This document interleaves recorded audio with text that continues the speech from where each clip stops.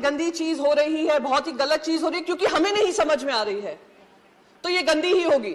ये बिल्कुल मुझे वो बात याद आती है कि बच्चों से कहा जाता है बचपन से ही, और हमारे भारत में ये विशेष करके होता है, तुम अगर इंजीनियर बनोगे, डॉक्टर बनोगे या आप चार्टर्ड अकाउंटेंट बनोगे, वही करियर होते हैं, बाकी सारे करियर गलत होते हैं। और अगर वो करियर गलत है, कोई और कुछ चूज करना चाह रहे हैं, तो उनको रोक जाने की कोशिश की जाती है। अगर रोकते नहीं है तो कहते हैं हम घर के बाहर निकाल देंगे। तो ये बिल्कुल वही हालत हो रही है क्रिप्टो के साथ, क्योंकि हम नहीं समझ पा रहे हैं कि क्या है उसके मंशा, क्या है इंटेंशन, क्या है एम्प्लॉयमेंट जनरेशन की कैपेसिटी, क्या है एनेबलिंग इकोसिस्टम बनने की जरूरत, क्या है वेब 3.0 क्या है। तो इसलिए हम उसको टैक्स भी करेंगे और हम उसका क्रिप्टो रेगुलेशन भी नहीं निकालेंगे। सर, मैं एक चीज यहां पर बहुत इंपॉर्टेंट दूसरी चीज यहां पर कहूंगी। मैंने आपको कंप्यूटर का उदाहरण दिया, ऐसे ही इंटरनेट जब आया था, देश में ही क्या दुनिया में, हर डिस्ट्रप्टिव टेक्नोलॉजी आपको भी डिस्टर्ब करेगी, पॉलिसीज को डिस्टर्ब करेगी, और हमारी जिम्मेदारी बनती है कि हम उस टेक्नोलॉजी के आगे बनकर एक रेगुलेटरी फ्रेमवर्क बनाएं और इससे हम घबराएं नहीं।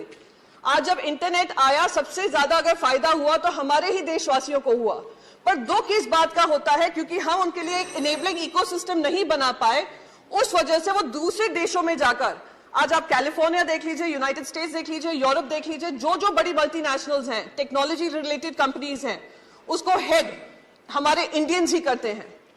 तो आज वही टैलेंट अगर हमारे देश में ऐसी कंपनीज बनाता तो क्या हमारे देश को फायदा नहीं होता? Sir, I will just conclude with just one last bit कि sir, we are living in the world of web 3.0. Either we choose to bite the bullet or we dodge the bullet. If we bite the bullet, we will be able to create an enabling ecosystem for our youth and empowering them and empowering the economy. If we choose to dodge the bullet, we can continue to feel great that Indians are doing well abroad. And we can conclude, sir, just one last second, sir.